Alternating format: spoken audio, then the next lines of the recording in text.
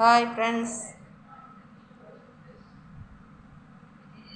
பாருங்கள் நம்ம வீட்டு தோட்டத்தில் கிடைச்ச கொய்யாக்காங்க. இது நல்லா பழுத்து எப்படி இருக்குது பாருங்கள்.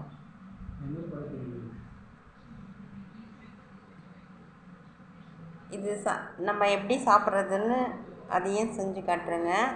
இது போல் நீங்களும் செஞ்சு சாப்பிடுங்க.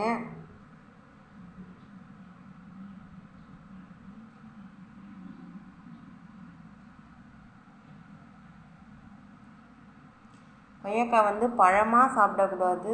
கொஞ்சம் இது மாதிரி கொஞ்சம் காய்வாட்டாக இருக்கும்போது சாப்பிட்டோம்னா நமக்கு நல்லா டேஸ்ட்டாகவும் இருக்கும், கொஞ்சம் நல்லா இருக்கும் சாப்பிட்றது.